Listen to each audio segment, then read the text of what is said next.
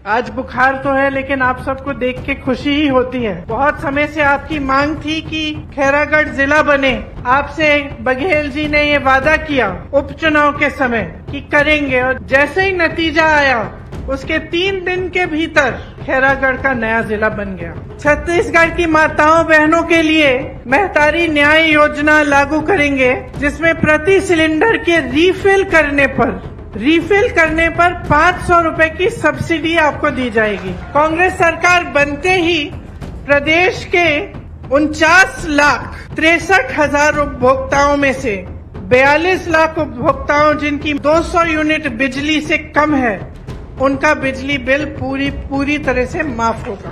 बाकी 7,63,000 उपभोक्ताओं को 200 यूनिट तक बिजली मुफ्त मिलेगी। महिलाओं द्वारा संचालित स्वयं सहायता समूह के कर्ज को माफ किया जाएगा और महिलाओं द्वारा सक्षम योजना अंतर्गत लिए गए ऋण को भी माफ किया जाएगा। 700 नए ग्रामीण औद्योगिक पार्क बनेंगे। अभी 300 पार्क हैं, आगे 1000 ग्रामीण औद्योगिक पार्क हो जाएंगे। राज्य के सभी 6000 सरकारी हायर सेकेंडरी और हाई स्कूल को स्वामी आत्मानंद इंग्लिश और हिंदी मीडियम स्कूलों में अपग्रेड किया जाएगा। बहुत बढ़िया घोषणा है ये। सड़क दुर्घटना और अन्य आकस्मिक दुर्घटनाओं में छत्तीसगढ़ निवासियों को निःशुल्क स्वास्थ्य की सुविधा मिलेगी। परिवहन व्यवसाय से जुड़े 6000 से अधिक वाहन मालिकों के 2018 तक से 726 करोड़ राशि के बकाया मोटरयान टैक्स ब्याज के कर्ज की माफी की जाएगी।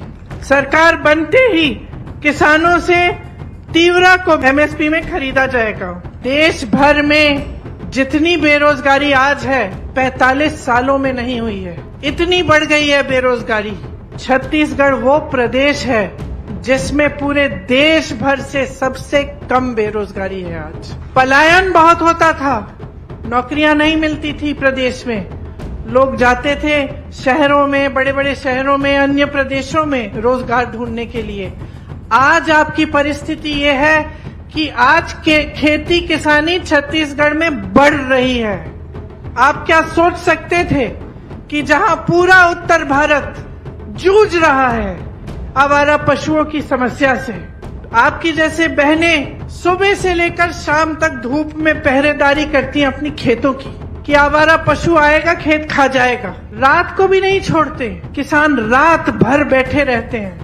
और ये आज का सिलसिला नहीं है, ये 5-6 सालों से चल रहा है। क्या आप सोच सकते थे कि आपके यहाँ ये समस्या हल इस तरह होगी कि आप उससे कमा भी जाएंगे, कि गोबर खरीदा जाएगा आपसे? हम समानता की बात करते हैं, हम कहते हैं कि सबको शक्ति मिलनी चाहिए, सबको सत्ता मिलनी चाहिए।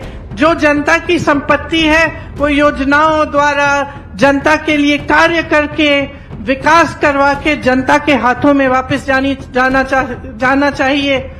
ये लोग कहते हैं उठा के अपने उद्योगपति मित्रों को दे दो, तभी तो बेरोजगारी बढ़ रही है, क्योंकि जहां से रोजगार बनता है वो सब माध्यम इन्होंने बंद कर दिए हैं। जब नेता को मालूम हो जाता है ना कि उसे काम करने की जरूरत नहीं है, कि चुनाव आएगा मैं कोई अच्छी सी घोषणा कर दूंगा, मैं धर्म की बातें कर दूंगा, लोगों में दिलों में भय डाल दूंगा और बोलूंगा कि भाई तुम्हारे धर्म को सुरक्षित रखने वाला मैं हूँ और धर्म के आधार पर मैं वोट मांग लूंगा तो मेरी नैया पार हो जाएगी, वो बहुत अलग तरह का नेता होता है। जातिगत जनगणना करो। बिहार में जब गिनती हुई तो पता चला 84% ओबीसी SC ST हैं। अब 84% ओबीसी SC ST हैं, लेकिन आप जितने भी देश के बड़े बड़े आप देखो, चाहे आप उद्योगपतियों को देखो, चाहे मीडिया वालों को देखो, चाहे आप सरकार के सचिवों को देखो, चाहे कहीं भी देखो,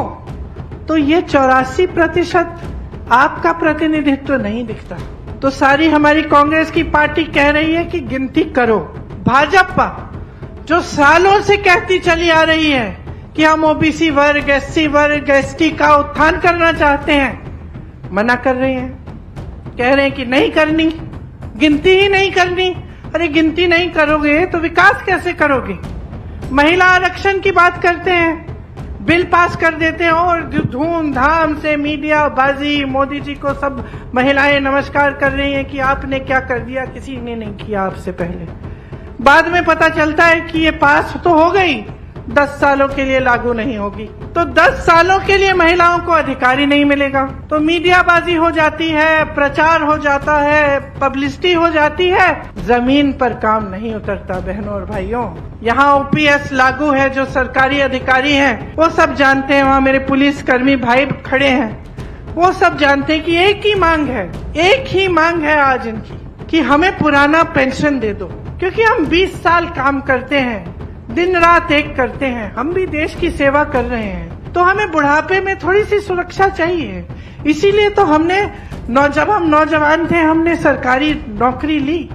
आज आप कह रहे हो कि पुराना पेंशन नहीं मिलेगा और हमारा पेंशन सुरक्षित ही नहीं रहा। और इनकी भाजपा की सरकारों वाले प्रदेश में कोई सुनवाई नहीं है। जहाँ जहाँ कांग्रेस की सरकार है वहाँ वहाँ ओपीएस लागू है। यहाँ लागू है, राजस्थान में लागू है, हिमाचल प्रदेश में लागू है, कर्नाटका में लागू है। जिस दिन आप वोट डालने के लिए जाएंगे, मेरी बातों को, बघेल जी की बातों को और साहू जी की बातों को जरूर याद रखना, क्योंकि ये वोट आपका है और आपके लिए है।